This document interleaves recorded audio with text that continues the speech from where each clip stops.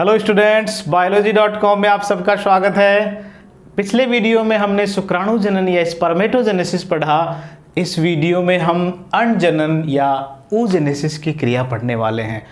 बहुत महत्वपूर्ण टॉपिक है क्योंकि ये प्रक्रिया जो है, जितनी स्पर्मेटोजेनेसिस सरल लगती है, ये उतनी ही मुश्किल है। इसकी बहुत सारी क्रियाएं स्पर्मेटोजेनेसिस से मिलती है, लेकिन इसका जो समय जो है, हमने देखा स्पर्मेटोजेनेसिस की क्रिया 74 दिन में पूरी होती है, लेकिन oogenesis की क्रिया जो है उसका समय बिल्कुल अलग है, जो आप इस वीडियो में समझेंगे। देखो, इस वीडियो को हम oogenesis की क्रिया जो है उसे हम सरल तरीके से समझते हुए फिर उसके बाद में इसको थोड़ा जटिल जो इसका हिस्सा है उसको हम लेने वाले हैं। पहले मैं इसे सरल तरीके से समझाऊंगा, उसके बाद इसका जो जटिल हिस्सा है वो लेने वाला हूं। इसलिए इस वीडियो में अंत तक बने रहें, आपके लिए हर एक सूचना बहुत महत्वपूर्ण होने वाली है। आइए शुरू करते हैं अंडजनन या oogenesis की क्रिया। ये जो अंडजनन की क्रिया है, ये क्रिया अंडाशय में प्रारंभ होती है। ये क्रिया कहाँ होती है? अंडाशय में होती है। ये मादा के अंडाशय में ये क्रिया होती है। ठीक है, यह क्रिया भी जिस तरह स्पर्मेटोजेनेसिस हमने पढ़ा कि तीन अलग अलग प्रावस्थाओं में पूरी होती है, उसी तरह अंडजनन की क्रिया भी 3 प्रावस्थाओं में प्रारंभ होती है। देखो, हम जैसे जैसे इस क्रिया को समझते जाएंगे, स्पर्मेटोजेनेसिस से तुलना भी करते जाएंगे। हमने क्या देखा था स्पर्मेटोजेनेसिस में कि एक प्राइमोर्डियल जर्म सेल्स होती है, प्राइमोर्डियल जर्म सेल, आद्य जनन कोशिका, प्राइमोर्डियल जर्म सेल यानी कि आद्य जनन कोशिका। ये आद्य जनन कोशिका लगातार समसूत्री विभाजन करती रहती है, समसूत्री विभाजन करती रहती है, और समसूत्री विभाजन द्वारा ये अनेक कोशिकाओं का निर्माण करती है, और इन कोशिकाओं को ऊगोनिया कहते हैं। क्या कहते हैं? ऊगोनिया कहते हैं। और ये क्या हो रहा है? या समसूत्री विभाजन की क्रिया। ठीक है, तो प्राइमोर्डियल जर्म सेल्स लगातार समसूत्री विभाजन करती है और ऊगोनियाओं का निर्माण करती है।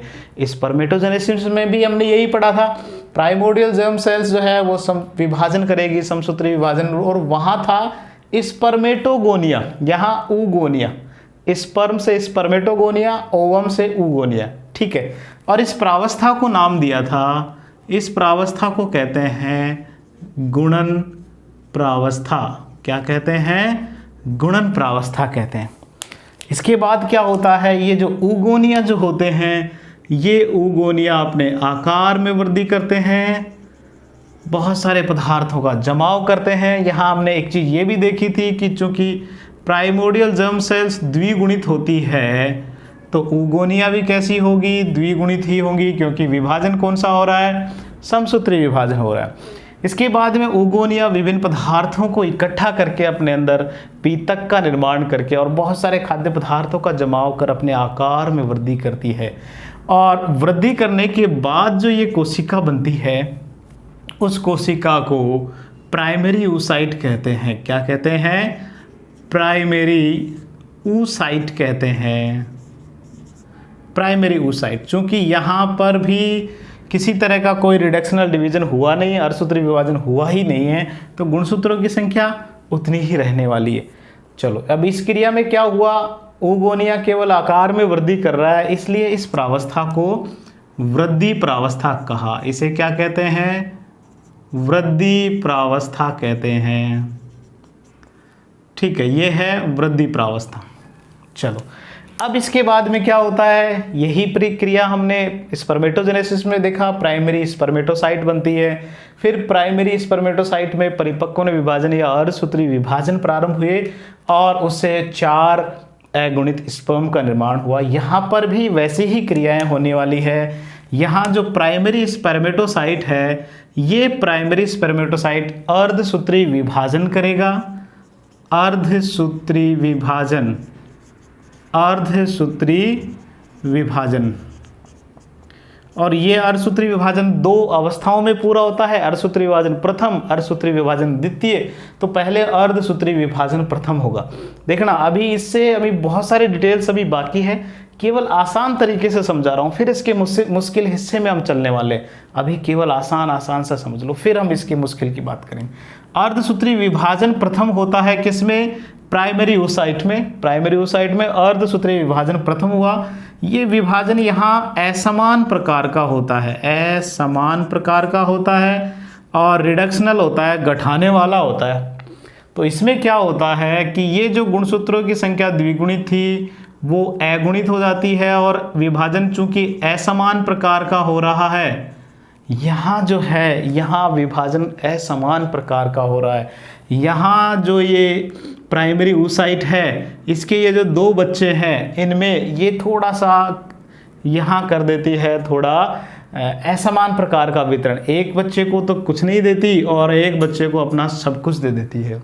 ठीक है, यहाँ भेदभाव करती है, और उस भेदभाव की वजह से एक कोशिका मोटी और हेल्दी बनती है। इस हेल्दी कोशिका को सेकेंडरी oocyte कहते हैं। ये जो हेल्दी बड़ी साइटोप्लाज्म वाली जो कोशिका थी, जिसमें साइटोप्लाज्म खूब था, उसे सेकेंडरी oocyte कहते हैं। और एक बेचारी सूखी सी कोशिका, उसमें कोई किसी तरह का कोशिका द्रव्य नहीं, केवल उसके पास आधे गुणसूत्र गए हैं, उस कोशिका को फर्स्ट पोलर बॉडी कहते हैं।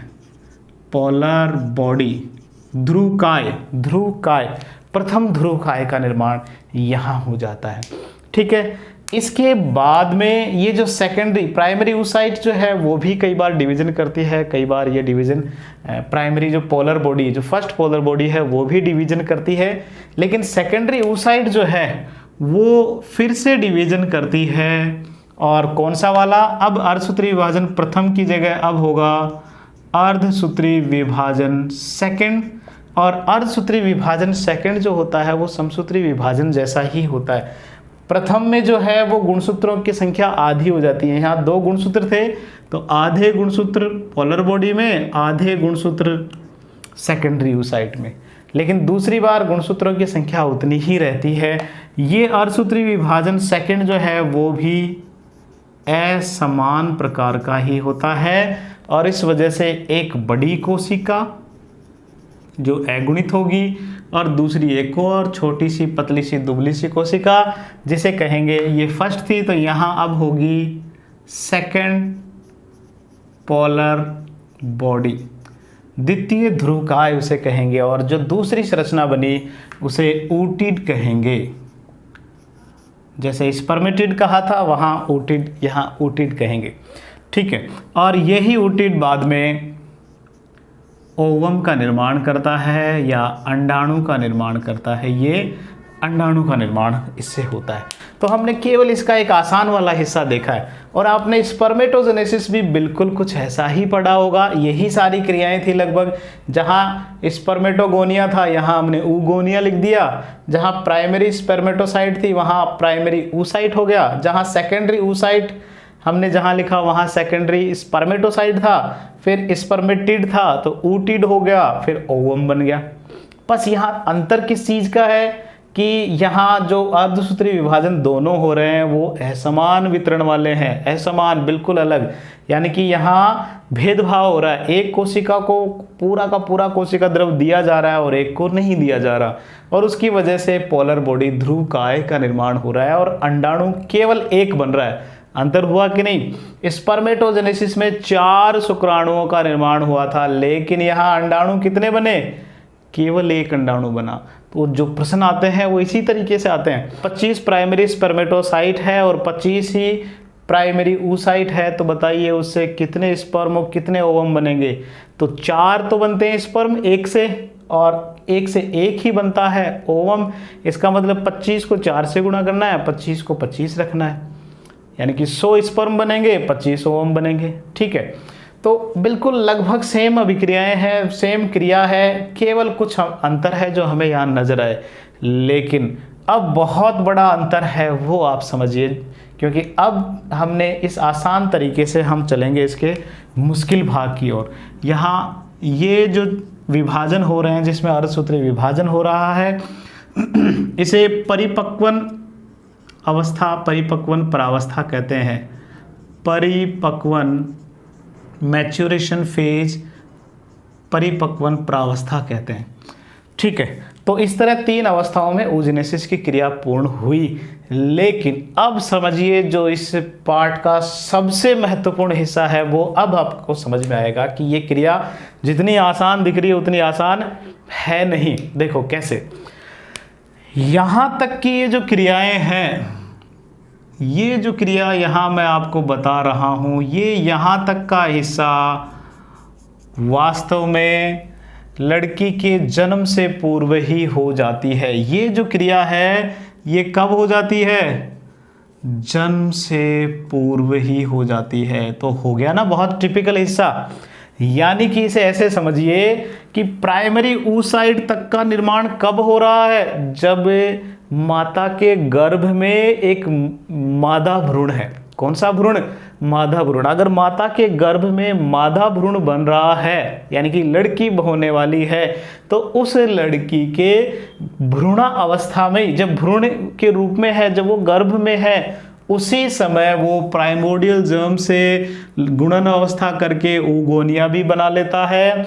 oogonia वृद्धि करके लगभग ये जो क्रियाएं हो रही है ये सब भ्रूणीय अवस्था में होती है। oogonia लगभग, मैं इसे यहाँ समझा देता हूँ, प्राइमोर्डियल जर्म सेल से oogonia बन रहे हैं। ये oogonia लगभग बनते हैं 20 लाख। कितने बनते हैं? लगभग 20 लाख। और ये 20 लाख oogonia में से बहुत सारी oogonia नष्ट हो जाती है, वृद्धि प्रावस्था में वो जाती है और वृद्धि प्रावस्था में वो बनाती है प्राइमरी oocyte। क्या बनाती है? Primary oocyte। और ये बचती है लगभग 6 से 8 लाख ही बचती है। ठीक है, यहाँ तक कि ये जो क्रियाएं हो रही है ये भ्रूणीय अवस्था में हो जाती है। यानी कि लड़की ने अभी तक जन्म लिया ही नहीं और ये तय हो जाता है कि उसमें कितने प्राइमरी oocyte बनने वाले हैं। इसके बाद में कोई नया प्राइमरी oocyte नहीं बनता है। तो हो गया ना इसका महत्वपूर्ण भाग।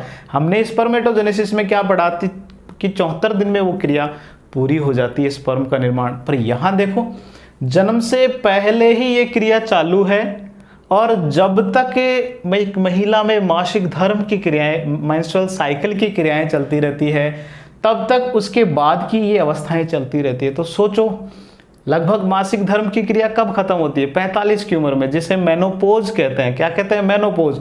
तब जाके ये यहाँ तक की क्रियाएं खत्म होती है। इसके बीच में ये अरेस्टेड रहती है, रुकी हुई रहती है।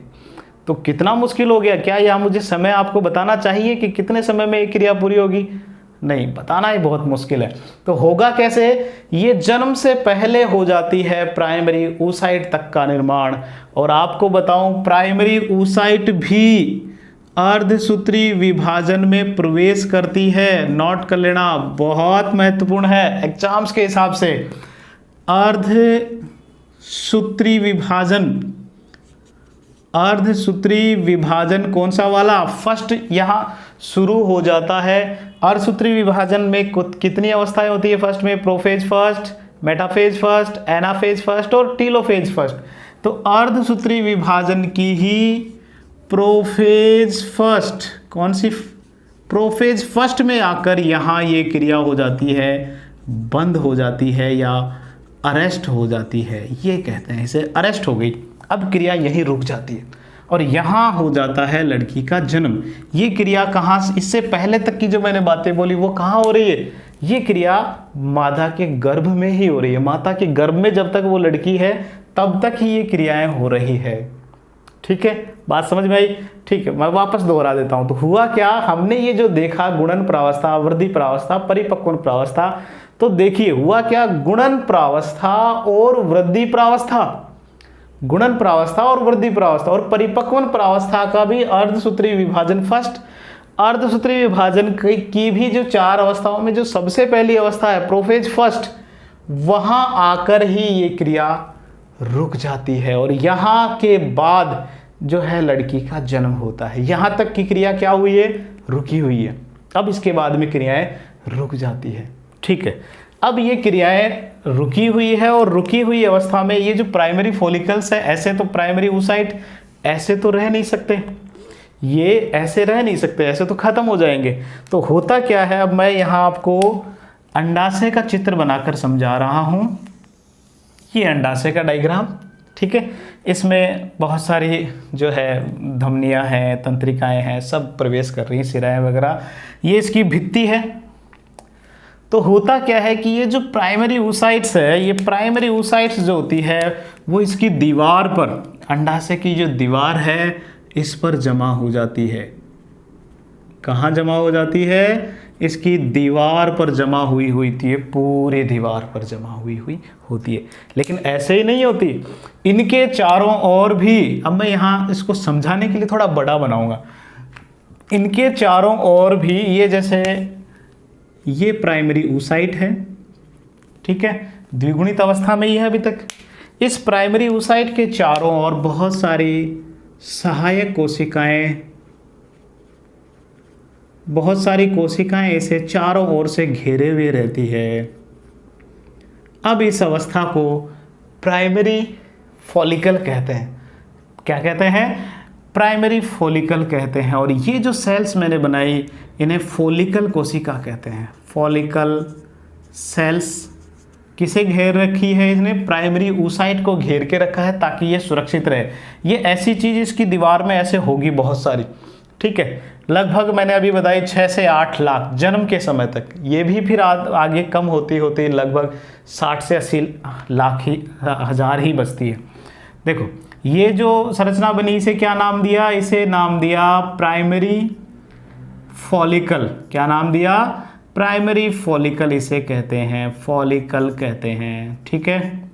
अब प्राइमरी फॉलिकल्स के रूप में मादा के अंडाशय में, उसकी दीवार में ये सुरक्षित है, ठीक है। और ये क्रिया अभी थमी हुई है, रुकी हुई है इसी तरह, बस यहाँ तक ही। कहाँ, अर्धसूत्री विभाजन की प्रोफेज फर्स्ट तक रुकी हुई है। अब क्या होता है, जब लड़की जो है लगभग 12 से 14 वर्ष की उम्र में आती है, कितने, 12 से 14 वर्ष की उम्र में जब आती है, तो उस समय उसमें मेंस्ट्रुअल साइकिल स्टार्ट होता है, जिसे कहते हैं मेनार्की या रजोदर्शन कहते हैं। क्या कहते हैं, रजोदर्शन। यहाँ फर्स्ट जो होगा मेंस्ट्रुअल होगा, मेंस्ट्रुअल साइकिल, जिसे नाम दिया जाता है रजोदर्शन। बहुत एग्जाम्स में पूछा जाता है, ध्यान रखना है। रजोदर्शन क्या होता है, जब पहला मेंस्ट्रुअल साइकिल आता है। तो इस पहले मेंस्ट्रुअल साइकिल से क्रियाएं प्रारंभ हो जाती है इसके आगे वाली, यानी कि पहला ये कब आ रहा है, लगभग 12 से 14 वर्ष की आयु में आ रहा है। तो अब सोचो, जन्म से पूर्व ये सब चीजें बन गई, बीच में लगभग 12 से 14 साल ये क्रिया रुकी हुई है। तो क्या ये जो 6 से 8 लाख है ये उतने बचेंगे, नहीं, ये भी समय के साथ घटते रहते हैं और ये बचते हैं लगभग 60,000 से 80,000 ये बचते हैं, बाकी सब खत्म हो जाते हैं। अब बच गए 60 से 80,000, चूंकि संख्या कम होती जा रही है। तो यहाँ क्या होता है, मादा के जो 2 अंडाशय होते हैं, मोस्टली एक अंडाशय में केवल एक प्राइमरी फॉलिकल हर मेंस्ट्रुअल साइकिल में आगे प्रोसेस में जाता है और परिपक्व प्रावस्था को अचीव करता है, ठीक है। क्या कहा मैंने, अब तक ये क्रिया यहाँ रुकी हुई है और ये बच्चे सिर्फ 60 से 80,000। अब उनमें से क्या होगा, चूंकि संख्या है कम और बहुत सारे सालों तक इनको मैच्योरेशन में जाना है, तो ऐसे में इनको अपने आप को बचा के रखना है। तो दोनों जो 2 अंडाशय है, उन दोनों में से केवल एक में से कोई सा एक प्राइमरी फॉलिकल आगे की, ये जो यहाँ से लेकर यहाँ तक की क्रिया को भी दोहराने वाला है, ठीक है। देखो कॉम्प्लेक्स क्रिया आ रही है ना, अब देखो थोड़ा सा मुश्किल हो गया। अब हुआ क्या, हर मेंस्ट्रुअल साइकिल में ये जो अभी मैं क्रिया बनाऊंगा, हर मेंस्ट्रुअल साइकिल में एक प्रोसेस होगा। प्रोसेस कैसे होगा, ये जो प्राइमरी फॉलिकल्स है, ये इसके चारों और कुछ फॉलिकल्स बनेगी। अभी ये जो यहाँ जो हमने बना रखा है प्राइमरी oocyte, अभी भी प्राइमरी oocyte के रूप में ही है। मेंस्ट्रुअल साइकिल में शुरू में 1 से 5 दिन लगभग वो मेंस्ट्रुअल फेज आती है, जिसमें फ्लूइड बाहर निकलता है वेजाइना से, और लगभग 5वें दिन से 13वें दिन तक की ये क्रियाएं होती है। मेंस्ट्रुअल साइकिल हर 28 दिन में दोहराया जाता है, तो उस 28 दिन में 5वें से 13वें दिन के बीच में अब जो मैं क्रियाएं बता रहा हूं वो होने वाली है, और उसमें केवल एक प्राइमरी oocyte आगे प्रवेश करेगा परिपक्व प्रावस्था में। कैसे? तो अब ये क्या कर रहा है, ये जो प्राइमरी फॉलिकल्स जो है, प्राइमरी फॉलिकल्स, ये फॉलिकल्स में फॉलिकल्स और डेवलप होंगी और इसके चारों ओर और संख्याएं इसको घेरेगी। जब इस तरह की संरचना बनती है, बहुत सारी फॉलिकल्स यहाँ इसे घेरती है, तब इसे कह देते हैं सेकेंडरी फॉलिकल। केवल एफ लिख देता हूँ, सेकेंडरी फॉलिकल कहते हैं उसे, सेकेंडरी फॉलिकल कहते हैं। फिर सेकेंडरी फॉलिकल्स जो होते हैं उसमें बीच में कुछ जगह गुहाएं बनना शुरू हो जाती है, बीच में कुछ खाली जगह जिसमें द्रव भरा रहता है वो बनने लगती है, और इसके चारों ओर कुछ परतें बनने लगती है। अभी भी इसमें विभाजन प्रारंभ नहीं होता है, अगला वाला ये। और अब मैं केवल इसे थोड़ा ऐसा ही बना देता हूँ। इसके चारों ओर परतें बनती है, 2 परतें बनती है जिसे कहते हैं, बाहर वाले को थीका एक्सटर्ना, बाहर वाले को थीका एक्सटर्ना, और जो भीतर होती है उसे थीका इंटरना, थीका इंटरना। बाहर जो परत बनी उसे थीका एक्सटर्ना, अंदर जो परत बनी उसे थीका इंटरना, इंटरना। और यहाँ कुछ खाली जगह बनने लगती है जिसमें द्रव भरा रहता है। क्या भरा रहता है? द्रव भरा रहता है।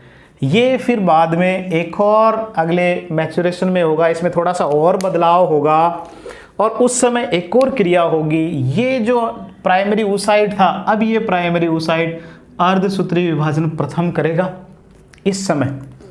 ठीक है, अर्धसूत्री विभाजन प्रथम करके और एक सेकेंडरी oocyte बनाएगा, और एक क्या बनाता है? फर्स्ट पोलर बॉडी बनाता है। तो यहाँ इसने क्या किया? विभाजन किया, थोड़ा दूर बनाता हूँ समझना के लिए, विभाजन किया एक। अब ये जो संरचना बनी क्या बनी? क्या इसे मैं प्राइमरी फॉलिकल, ये जो यहाँ मैंने अभी तक तो प्राइमरी oocyte कहा है, लेकिन अब ये हो गया है सेकेंडरी oocyte। क्या हो गया है? सेकेंडरी oocyte, क्योंकि प्राइमरी oocyte ने अर्धसूत्री विभाजन प्रथम किया और उससे क्या बना?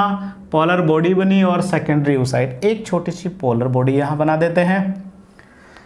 ठीक है, बाकी इसके चारों ओर यूं फॉलिकल्स तो थी ही, फॉलिकल्स की लेयर बनी हुई थी, ये फॉलिकल्स की लेयर, बाहरी लेयर को थीका एक्सटर्ना, भीतर की लेयर को थीका इंटरना, ये पोलर बॉडी। और ये जो छोटी छोटी गुहाएं जो एंट्रम कहलाती है, ये अब बहुत बड़ी हो जाती है, ये कुछ बढ़िया बड़ी होने लगती है, बहुत बड़ी होके, और उसमें फ्लूइड भरा रहता है। क्या भरा रहता है? फ्लूइड भरा रहता है, द्रव पदार्थ भरा हुआ होता है। ठीक है, ये मैं पोलर बॉडी यहाँ बना देता हूँ। ठीक है, ये जो गुहा है, ये जो बड़ी सी गुहा बनी, इसे एंट्रम कहते हैं। क्या कहते हैं? एंट्रम कहते हैं। और ये जो अब संरचना बनी है, इस संरचना में देखो क्या क्या है? बाहर थीका एक्सटर्ना, फिर थीका इंटरना, ये गुहा एंट्रम, ये सेकेंडरी oocyte, यहाँ पोलर बॉडी। ठीक है, अब ये जो संरचना बनी है, इस संरचना की खोज करने वाले वैज्ञानिक थे डी ग्राफ। कौन थे? D graph. इसलिए इसे नाम दे दिया ग्राफियन फॉलिकल। क्या नाम दे दिया? Graafian follicle, Graafian follicle. और ये ग्राफियन फॉलिकल एस्ट्रोजन हार्मोन का स्रावण करती है, एस्ट्रोजन हार्मोन का सिक्रेशन करती है, जो महिलाओं में द्वितीयक लैंगिक लक्षण का निर्धारण होता है उससे। ठीक है, तो अभी क्या हुआ? देखो यहाँ अब एक और कॉम्प्लेक्स क्रिया होने वाली है, अभी पूरा नहीं हुआ है ये। अब क्या होगा? ये जो ग्राफियन फॉलिकल्स में एंट्रम धीरे धीरे धीरे धीरे इस सेकेंडरी oocyte को धक्का देगी बाहर से, बाहर की तरफ, और ये सेकेंडरी oocyte फिर अंडाशय से बाहर निकलता है, और बाहर निकल कर ये पहुँच जाता है अंडवाहिनी में। इसके साथ यहाँ जुड़ी हुई है अंडवाहिनी, ये है अंडवाहिनी।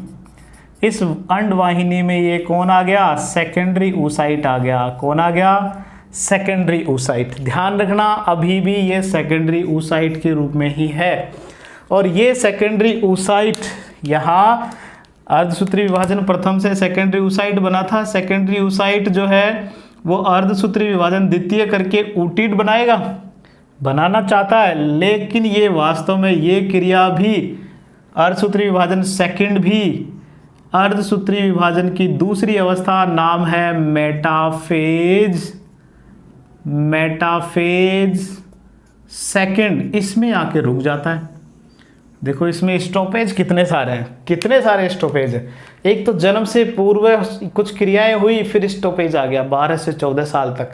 उसके बाद में हर महीने सिर्फ यहाँ से लेकर यहाँ तक का विभाजन होता है, यानी कि अर्धसूत्री विभाजन की प्रोफेज फर्स्ट से शुरू होता है विभाजन, अर्धसूत्री विभाजन पूरा होता है, फिर अर्धसूत्री विभाजन सेकंड होता है, उसकी प्रोफेज फर्स्ट होती है, और उसके बाद में मेटाफेज प्रोफेज सेकंड के बाद में मेटाफेज सेकंड में आके यहाँ फिर रुक गया। अब ये वेट कर रहा है, यहाँ रुका क्यों? क्योंकि ये वेट करता है स्पर्म के आने का, शुक्राणु का आने का। ये जो आगे की क्रियाएं हैं, इस मेटाफेज से लेकर यहाँ तक ओवम का निर्माण तब होता है जब यहाँ शुक्राणु प्रवेश करता है। कौन प्रवेश करता है? शुक्राणु। ठीक है, जो मैं यहाँ बनाता हूँ, जैसे ही यहाँ शुक्राणु का आगमन होता है, केंद्रक लेकर, उसके ऊपर एक्रोसोम लेकर, तारक केंद्र लेकर, अगर जैसे ही ये स्पर्म, मैं इसे यहाँ समझाऊंगा। अब ये सेकेंडरी oocyte है जो अभी मेटाफेज सेकंड में रुका हुआ है। इधर से स्पर्म जो है वो प्रवेश करना शुरू कर दिया है। ये स्पर्म का न्यूक्लियस है। इस समय यहाँ विभाजन, जैसे ही न्यूक्लियस इसमें प्रवेश करना शुरू होता है, यहाँ ये जो इसका केंद्रक है ये फिर आगे की क्रियाएं, मेटाफेज के बाद में एनाफेज सेकंड, एनाफेज से टीलोफेज सेकंड की क्रियाएं करके और ओवम का या oocyte का निर्माण करता है। ठीक है, तो यहाँ देखो ये इससे आगे वाली क्रियाएं जो है सेकेंडरी oocyte से ओवम बनने तक की क्रिया कब होती है? जब शुक्राणु का प्रवेश होता है। कब होता है? जब शुक्राणु का प्रवेश होता है, तब इसके बाद भी ये क्रियाएं होती है। इसीलिए ये जो ओव्यूलेशन यहाँ जब हो रहा है, ग्राफियन फॉलिकल से सेकेंडरी oocyte का बाहर निकलना अंडोत्सर्ग कहलाता है। अंडोत्सर्ग, अंडोत्सर्ग, ओव्यूलेशन, ओव्यूलेशन ये कहलाता है। तो बहुत सारी बुक्स में ये गलती होती है। अंडोत्सर्ग किसे कहते हैं? तो ऐसा लिखते हैं कि अंडाशय से अंडाणु का बाहर निकलना। इस परिभाषा में कमी सिर्फ ये है कि आप इसे बिल्कुल एग्जैक्ट करें तो ज़्यादा बढ़िया हो। क्या होगा? ग्राफियन फॉलिकल से सेकेंडरी oocyte का, किसका? सेकेंडरी oocyte का बाहर निकलना कहलाता है ओव्यूलेशन, न कि ओवम अंडाणु का बाहर निकल। अंडाणु तो बना ही नहीं यहाँ, ये तो तब बनता है जब शुक्राणु का प्रवेश हो। जरूरी नहीं है कि शुक्राणु का प्रवेश हमेशा हो। ठीक है, तो हमेशा आपको ओव्यूलेशन की परिभाषा में, अंडोत्सर्ग की परिभाषा में क्या बताना है? ग्राफियन फॉलिकल का, ग्राफियन फॉलिकल से सेकेंडरी oocyte, द्वितीयक अंड कोशिका का बाहर निकलना अंडोत्सर्ग कहलाता है। क्या कहलाता है? अंडोत्सर्ग कहलाता है। तो इस तरह बच्चों ये oogenesis की क्रिया हमने बहुत उसके आसान वाली स्टेप से शुरू करके, और इसके अंदर जो कॉम्प्लेक्सिटी थी वो हमने समझी। अब यही क्रियाएं हर मेंस्ट्रुअल साइकिल में दोहराई जाएगी जब तक स्पर्म न मिले। ठीक है, हर एक मेंस्ट्रुअल साइकिल के बाद में एक फॉलिकल तैयार होगा, प्राइमरी फॉलिकल सेकेंडरी फॉलिकल में बदलेगा, सेकेंडरी टर्सरी में, टर्सरी से ग्राफियन फॉलिकल बनेगा, उससे अंडोत्सर्ग होगा। वेट किया जाएगा कि स्पर्म आता है कि नहीं। अगर स्पर्म आता है तो ये आगे की क्रिया हो जाएगी, नहीं तो ये क्रिया फिर रुक जाएगी। फिर ये सारा पदार्थ मेंस्ट्रुअल साइकिल द्वारा बाहर निकाल दिया जाएगा। फिर से एक फॉलिकल तैयार होगा, प्राइमरी फॉलिकल, फिर उससे सेकेंडरी फॉलिकल्स तो यहाँ था ही, वो केवल बाहर आएगा, सेकेंडरी फॉलिकल बनाएगा, टर्सरी, ग्राफियन फॉलिकल। इसी तरह की ये क्रियाएं हर मासिक धर्म के साथ, हर मेंस्ट्रुअल साइकिल के साथ ये क्रियाएं रिपीट होती है, दोहराई जाती है जब तक स्पर्म नहीं मिलता है, तब तक की ये क्रियाएं। ठीक है, तो इस तरह हमने आज oogenesis पढ़ा। ध्यान रखना आपको, इसका समय विशेष का ध्यान रखना है कि वृद्धि प्रावस्था तक, यानी कि प्राइमरी oocyte तक का कार्य जन्म से पूर्व हो गया है। उसके बाद में 12 से 14 वर्ष तक ये क्रियाएं रुकी रहती है, जब तक वो लड़की पहली अपनी जो मेंस्ट्रुअल साइकिल है रिलीज नहीं करती तब तक, या यूं कहें उसे कहते हैं किशोर अवस्था प्रारंभ नहीं होती तब तक ये क्रियाएं थमी रहती है। किशोर अवस्था शुरू होते ही रजोदर्शन की क्रिया के साथ ये क्रियाएं प्रारंभ हो जाती है पुनः, और अर्धसूत्री विभाजन प्रथम होता है। यहाँ दो प्रश्न बहुत डेप्थ में है जो आपको समझना है। ये अर्धसूत्री विभाजन फर्स्ट की प्रोफेज फर्स्ट में ये क्रियाएं रुक जाती है, और दूसरा आपको यहाँ ध्यान रखना है सेकेंडरी oocyte भी बनने के बाद वो मेटाफेज सेकंड में ही रुक जाता है। अर्धसूत्री विभाजन सेकंड की मेटाफेज सेकंड में रुक जाता है और स्पर्म का इंतजार करता है, शुक्राणु का इंतजार करता है, उसके बाद वो आगे का विभाजन करके अंडाणु का निर्माण करता है। ठीक है बच्चों, तो आज oogenesis इस तरह हमने पूरा किया है, और यूं ही जुड़े रहें biology.com के साथ और अपने ज्ञान में वृद्धि करते रहें। धन्यवाद।